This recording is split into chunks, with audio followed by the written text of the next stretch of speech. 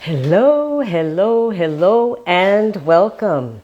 I'm Sheila Belgobin, known as the Dream Decipherer, and this is Dream Your Life, Live Your Dream Live, where we talk about all things dreams. Now, today I'm going to look at dreams from a slightly different perspective in terms of group dynamics. So we're going to be looking at group dream interpretation online. I facetiously subtitled this Shedding Inhibitions and Gaining Insight, but actually there's something to that, and we'll look at that.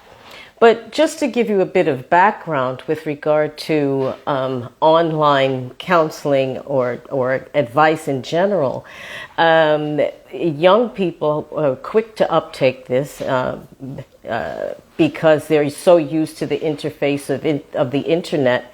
So online counseling for young people has been a blessing, and you're finding statistically that a large number of young people are actually looking for mindfulness apps and relaxation apps and things to help improve their mental health.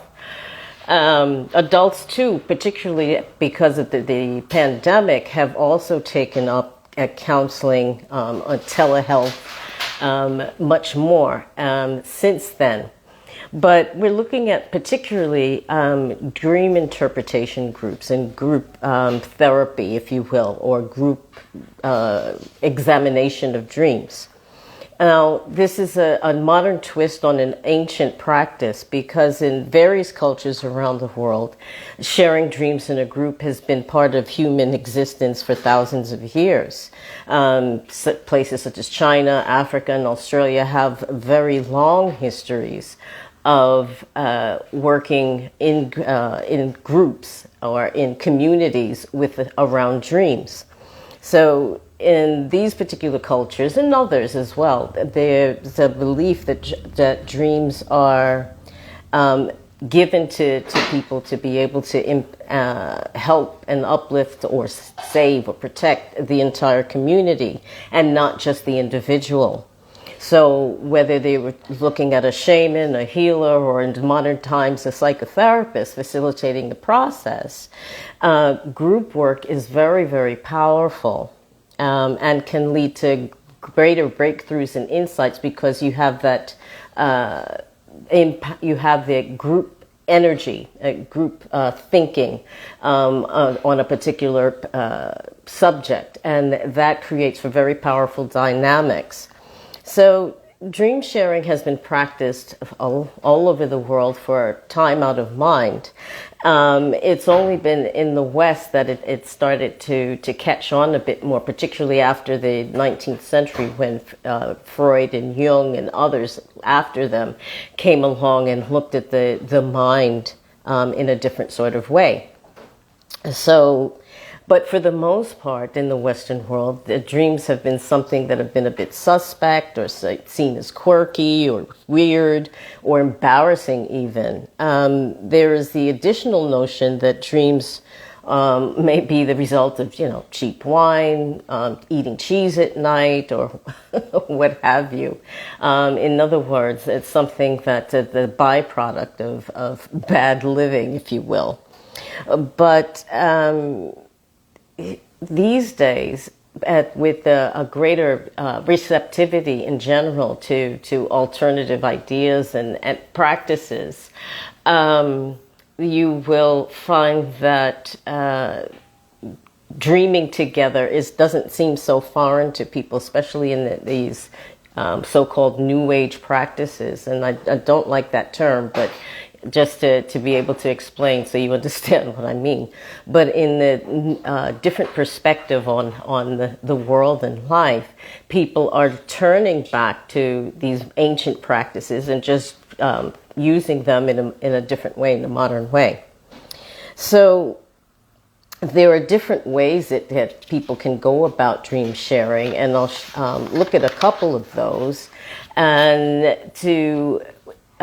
just to give you an idea of how group dream sharing could work if that's something that is of interest. And I have found personally when I was doing my psychotherapy training, that group dynamics with regard to looking at dreams and understanding them was very, very powerful, because you had that collective energy focused on the dream, and the dreamer would get much more in the way, a more complete insight, if you will, into their dreams, and a lot of aha moments as a result.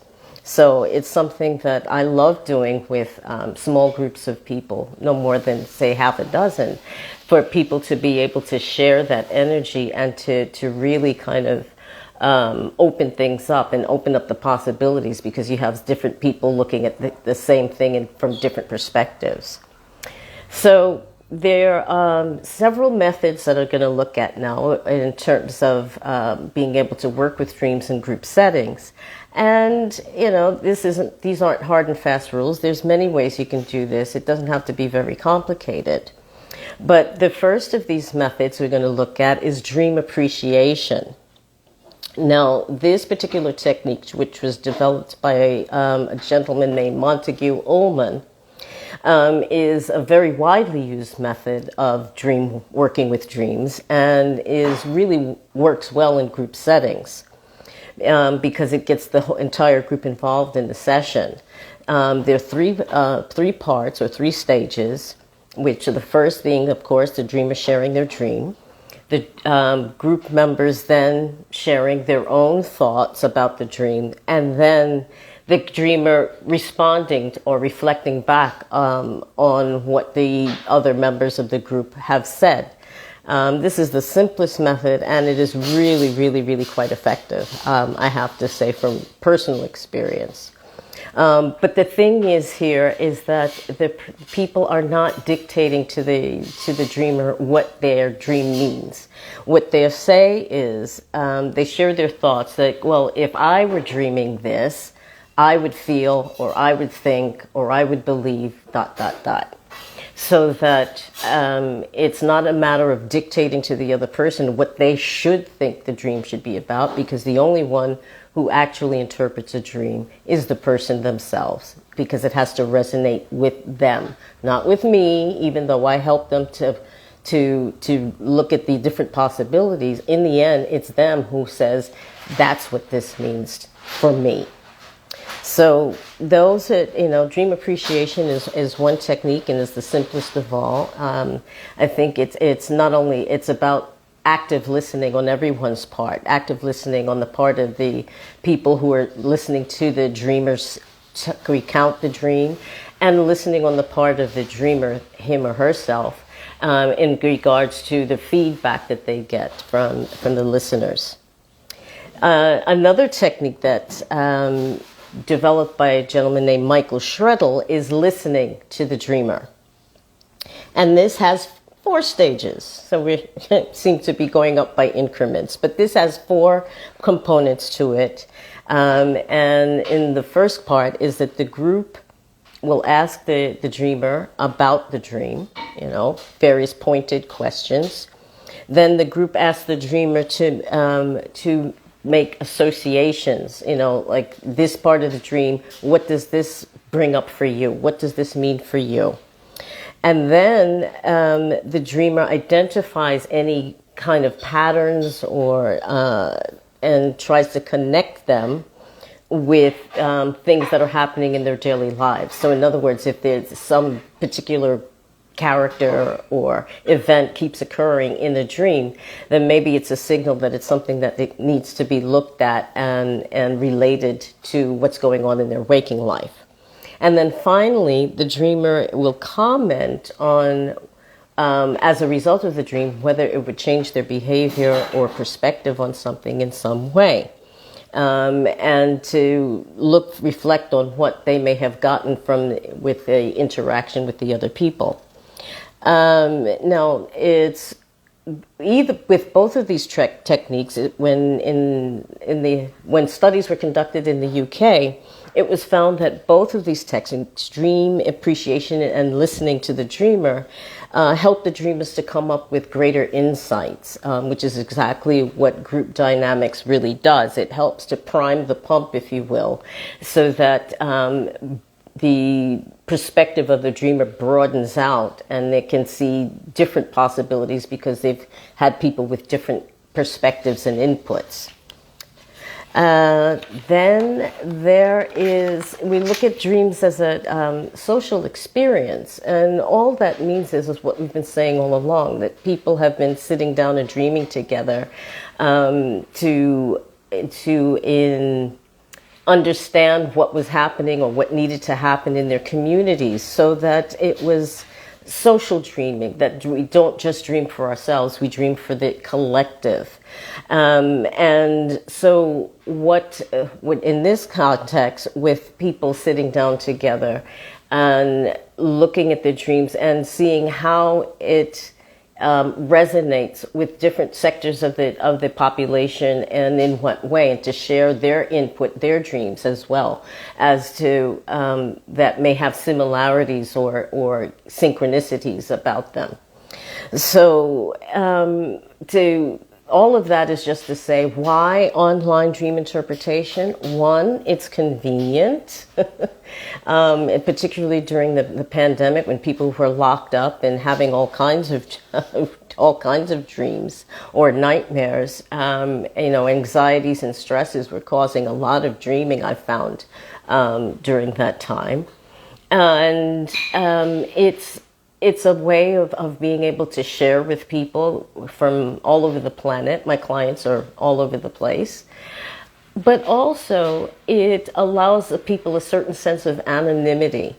And that allows people to speak their minds and speak their hearts more freely. And that, I think, is the real advantage. People are afraid to open up and show themselves as being vulnerable in some way, or people thinking that they're kooky or crazy or what have you because of their dreams. And working online gives that not only that group dynamic and group support, which I favor when I'm working with clients in their dreams, having them work in small groups together. But it also opens up greater possibilities for understanding the dreams.